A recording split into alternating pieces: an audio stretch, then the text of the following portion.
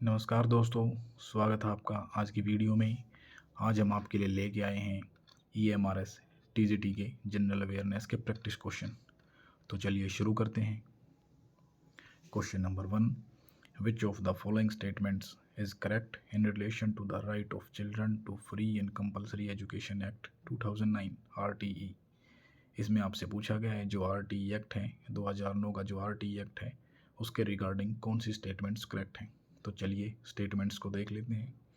ये जो स्टेटमेंट है, the act applies to the whole of India except the state of Jammu and Kashmir, कि जो आपका RTE एक्ट 2009 है वो जम्मू एंड कश्मीर को छोड़ के पूरे इंडिया पर लागू होता है।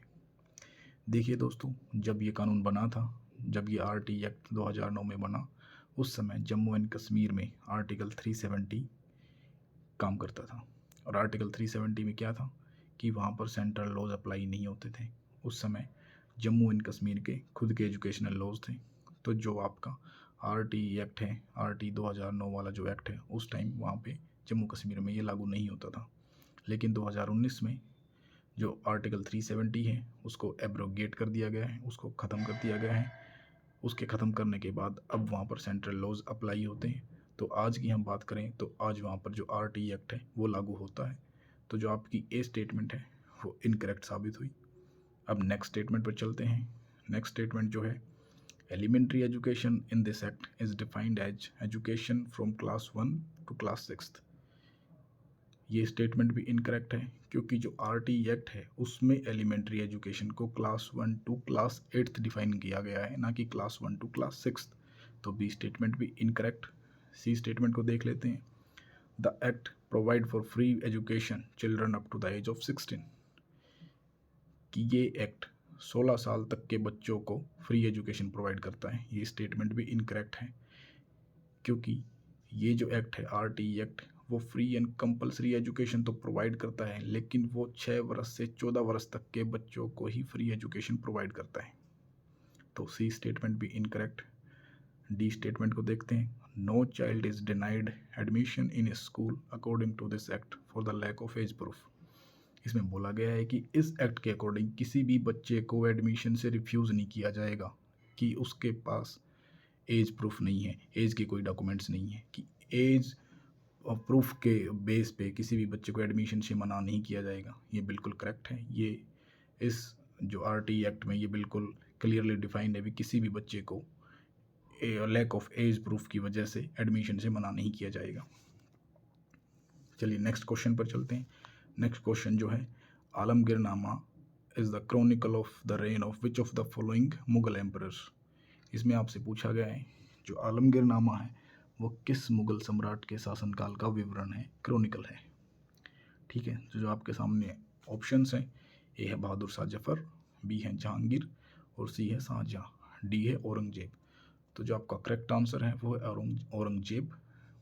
तो जो आलमगीरनामा है, आलमगीरनामा में औरंगजेब का जो शासनकाल है, उसके जो प्रोमिनेंट इंसिडेंट्स हैं, उसने जो युद्ध लड़े, उसकी जो प्रशासनिक नीतियाँ थी, उसकी जो अचीवमेंट्स थी, वो सारी चीज़ें आलमगीरनामा में दर्ज हैं। ठीक है, और जो आलमगीरनामा है वो किसने लिखी थी, वो मिर्ज़ा मोहम्मद काजिम ने लिखी थी। आलमगीर का मतलब होता है कॉन्करर ऑफ द वर्ल्ड। ठीक है, तो जो आपका करेक्ट आंसर है वो है डी, औरंगजेब।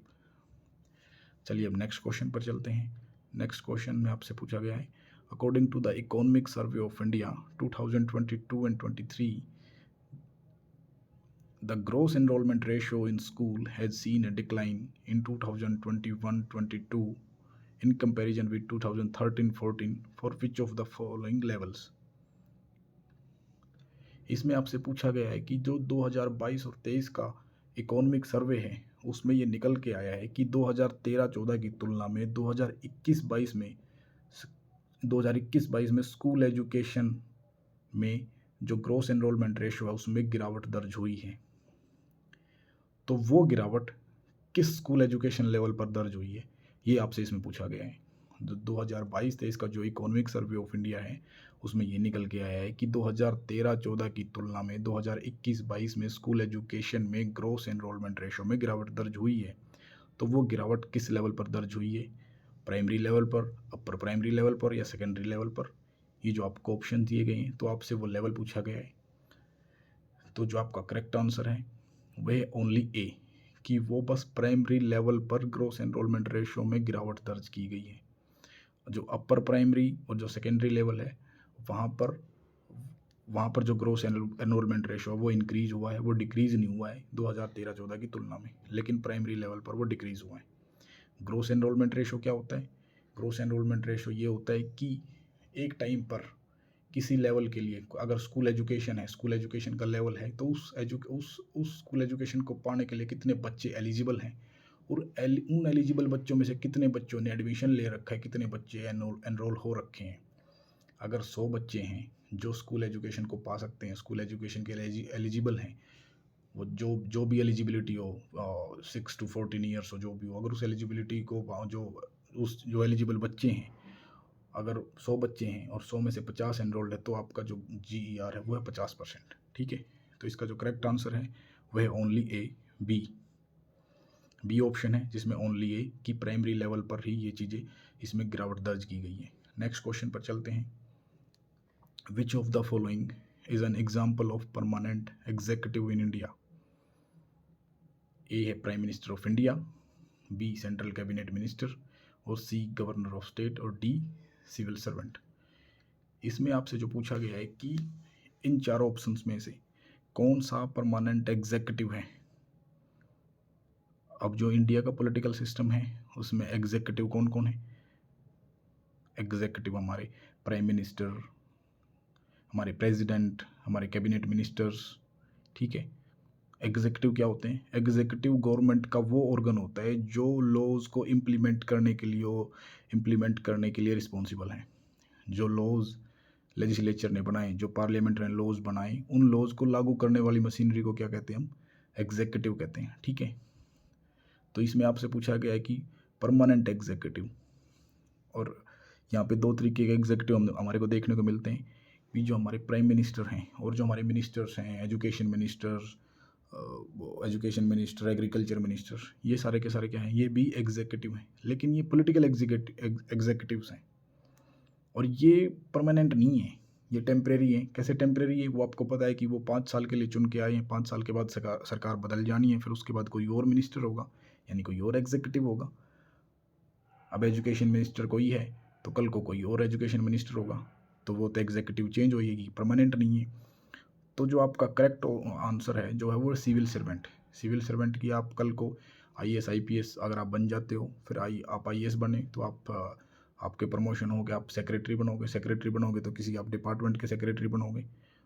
आप एजुकेशन डिपार्टमेंट में सेक्रेटरी बने तो आप जो IAS IPS है एग्जीक्यूटिव में आते हैं। तो जो परमानेंट एग्जीक्यूटिव है वो कौन है? Civil servant. अब नेक्स्ट क्वेश्चन पर चलते हैं। When an ant bites a human, what does it inject into the human skin? A है फॉर्मिक एसिड, B है सोडियम हाइड्रोजन कार्बोनेट, C है जिंक कार्बोनेट, और D है कैलेमाइन सॉल्यूशन। इसमें आपसे पूछा गया है कि जब कोई चींटी किसी इंसान को काटती है तो वो उस ह्यूमन स्किन में क्या इंजेक्ट करती है? तो जो आपका करेक्ट आंसर है वो है फॉर्मिक एसिड। अदर ऑप्शन है sodium hydrogen carbonate, baking soda को कैसे इंजेक्ट कर सकती है, जिंक कार्बोनेट है, कैलेमाइन सॉल्यूशन है। तो जो करेक्ट आंसर है वो है फॉर्मिक एसिड। जब भी कोई चींटी इंसान को काटती है तो वो फॉर्मिक एसिड इंजेक्ट करती है इंसान में। अब नेक्स्ट क्वेश्चन पर चलते हैं। नेक्स्ट क्वेश्चन में आपसे पूछा गया है कि in which country is the first ever Indian Institute of Technology campus outside the India is going to be setup?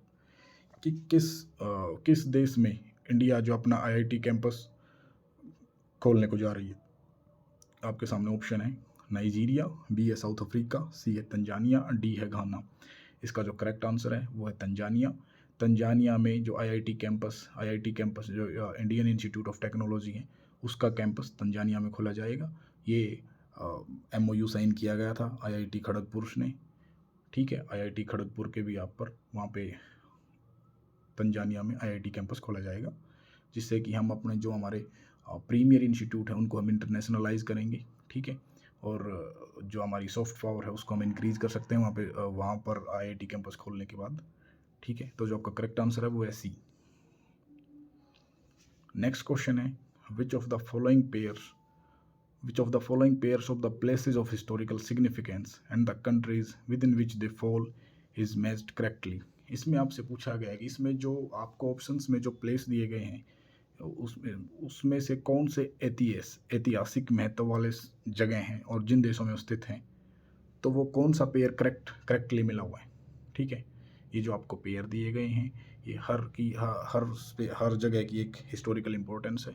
तो ये जो कौन सा पेयर है जो वो करेक्टली मैच्ड है, तो जो जो ऑप्शंस आपके सामने, Rivonia South Africa, Versailles Germany, Saint Petersburg England और न्यूरेमबर्ग फ्रांस। तो जो आपका राइट आंसर है वो है राइवोनिया साउथ अफ्रीका। ये जो ऑप्शन है ये करेक्टली मैच्ड है, क्योंकि जो सेकंड ऑप्शन है वर्साई आपको पता है वर्साई जर्मनी में नहीं है, वर्साई फ्रांस में है। जो फेमस ट्रीटी है, ट्रीटी ऑफ वर्साई की संधि जो वर्साई है वो कहाँ है, वो फ्रांस में स्थित है, ना कि जर्मनी में। तो ये भी इनकरेक्ट हुआ। उसके बाद सेंट पीटर्सबर्ग है सी ऑप्शन में, सेंट पीटरबर्ग है, सेंट पीटरबर्ग इंग्लैंड में नहीं है, सेंट पीटर्सबर्ग रशिया में है।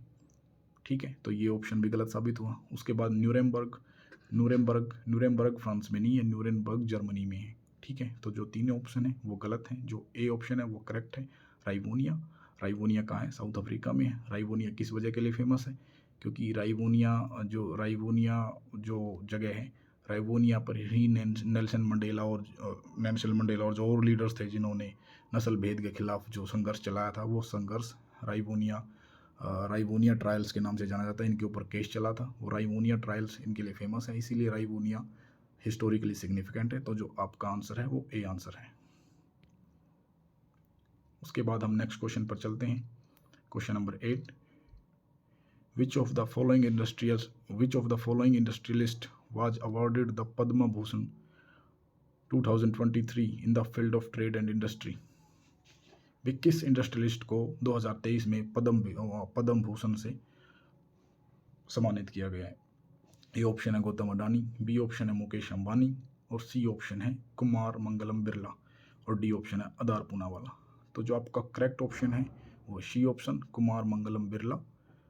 कुमार जो मंगलम बिरला है वो आदित्य बिरला ग्रुप के चेयरमैन हैं और उनको 2023 में पद्म भूषण से सम्मानित किया गया है। ठीक है, उसके बाद जो और ऑप्शन को भी हम देख लेते हैं। जो मुकेश अंबानी को पद्म विभूषण मिला था, वो भी 2016 में मिला था, ना कि पद्म भूषण।